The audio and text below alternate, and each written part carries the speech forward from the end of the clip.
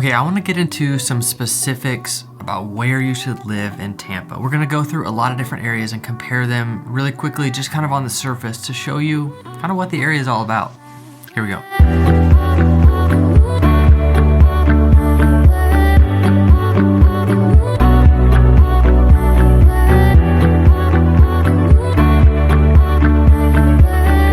I'm Sam, and this is the Living in Tampa channel, where we make videos for you about what it's like to live and move to Tampa. And we want to hear from you. We want to help you process your move, help you process the whole area, all this information, and distill it down into a combination of things that fits you best. So give us a call anytime. I moved into a new office recently, and I need to go get some plants. So we're gonna go do that.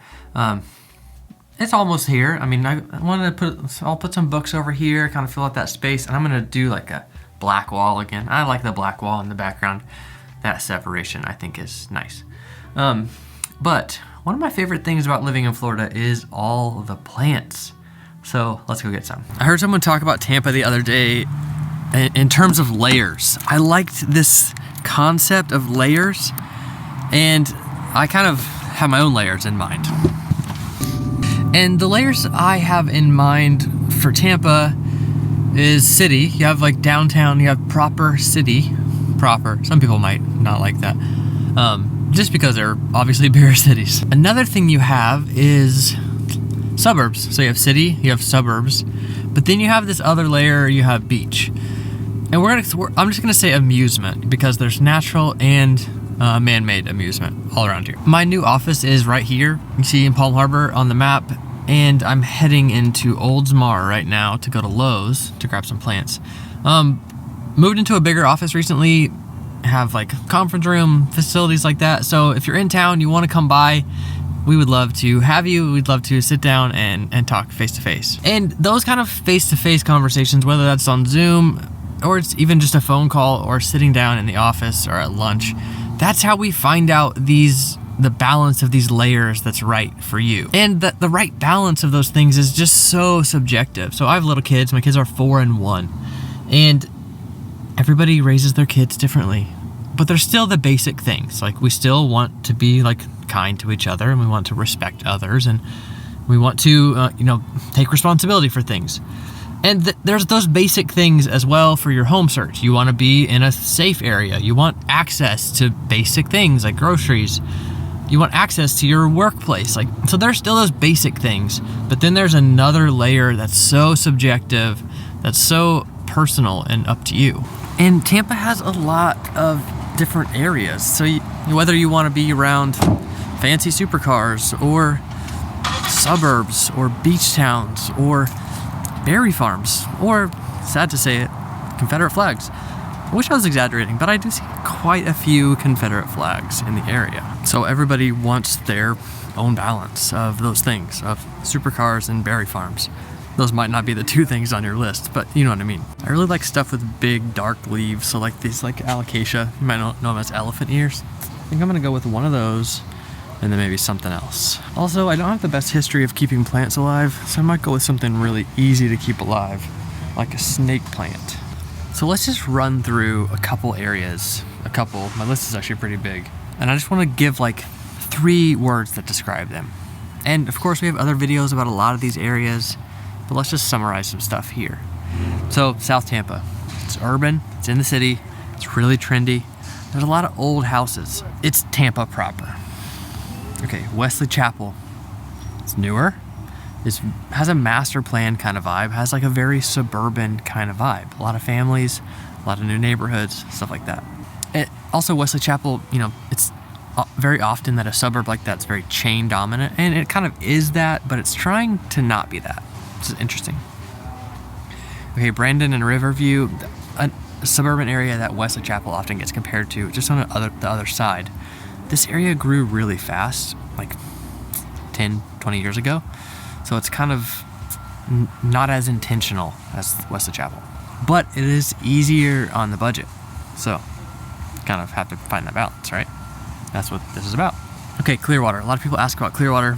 Clearwater, you might just know it because it's a vacation destination. It's not that ideal of a place to live. There's all kinds of areas in that same county It's in a county of 1 million people. Clearwater is about 115,000 people. There's a lot more of that county. But you think of it as like beach access, snowbirds. There's a lot of snowbirds. There's a big difference between like the richest and the poorest in Clearwater. It's one of the reasons I'm not such a fan of the area. Okay, Westchase.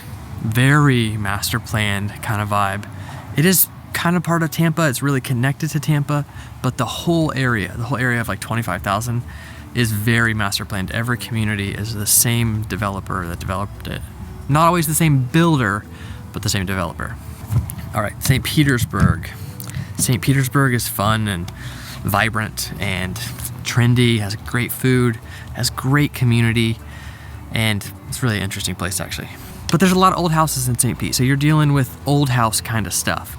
And that's like, you know, asbestos siding and old flat roofs and cast iron plumbing. That's just one house that we had under contract recently.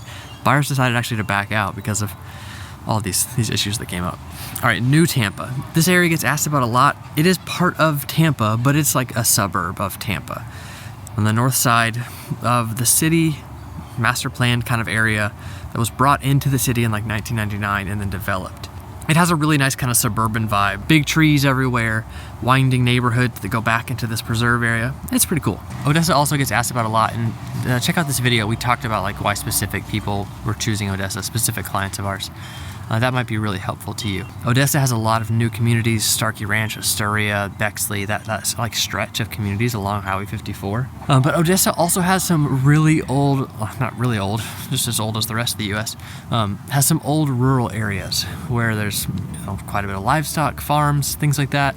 And bigger lots, bigger houses on some like smaller lakes kind of in the area. Really interesting. Odessa, that part of Odessa you drive through and you're like, oh, this is dreamy. At least that's how I feel. Okay, and then lastly, Seminole Heights.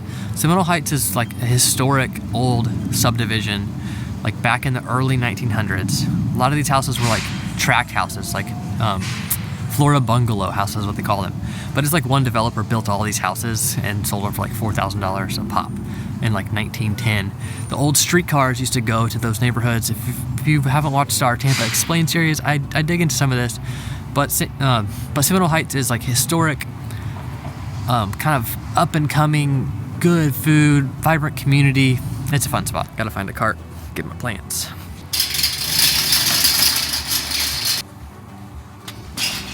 Taller the better? I don't know with these ones. I think I like this one more.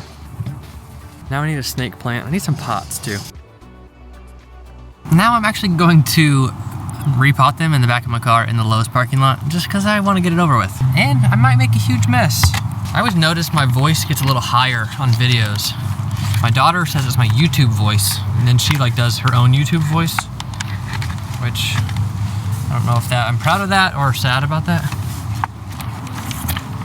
So the whole reason to even like make a video like this is to show you that it's complicated. Yeah, these areas can be described in 3 words or some of them in 3 sentences, but it's best if you just reach out and let us kind of walk you through the process. I talked to someone yesterday, we had a long Zoom call, and we ended up just kind of diverting the area he was even looking at because I pointed out some things he just didn't realize and some other options in another area that may have made more sense. We help people make the move, and so let us help you. Give us a call, send us a text, send us an email. We would love to hear from you.